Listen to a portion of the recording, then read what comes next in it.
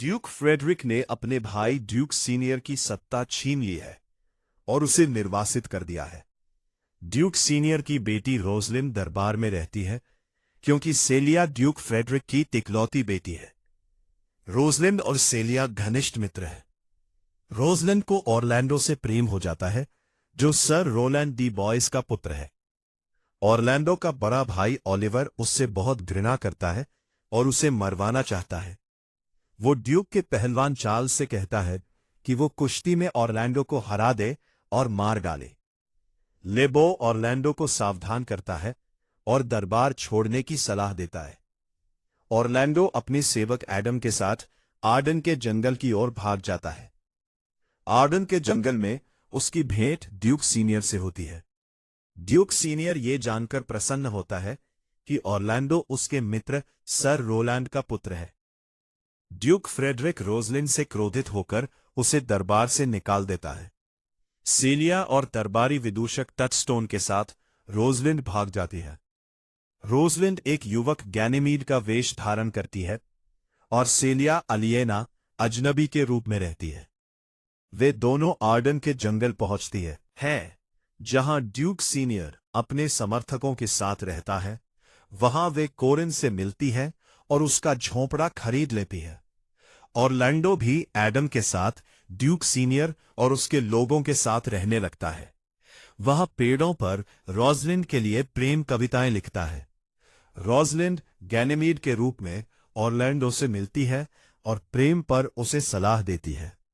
वह ऑरलैंडो से यह विश्वास दिलवाती है कि वह रोजलिन के स्थान पर गैनीमीड से प्रेम का अभ्यास करे।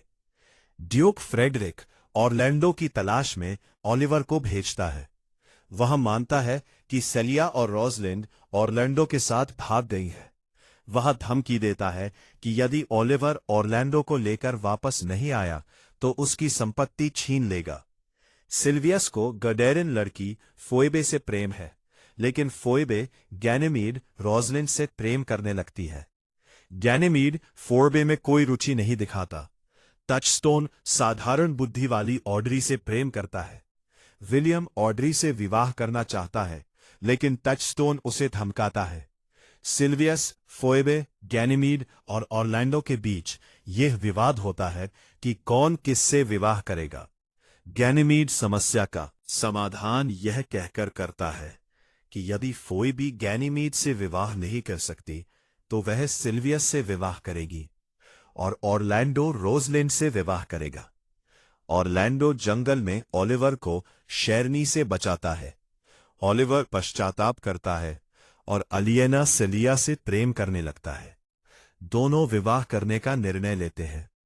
गैनीमीड ऑरलैंडो को विश्वास दिलाता है कि उसके पास जादू है जिससे वह रोजलिन को प्रकट कर सकता है। अंत में रोजलिन और सेलिया अपने वेश त्याग कर अपने वास्तविक रूप में सामने आती है। सभी लोग आश्चर्यचकित हो जाते हैं। अंत में ऑरलैंडो और रोजलिन, ओलिवर और सेलिया, सिल्वियस और फोइबे तथा टचस्टोन और ऑड्री का विवाह हो जाता है।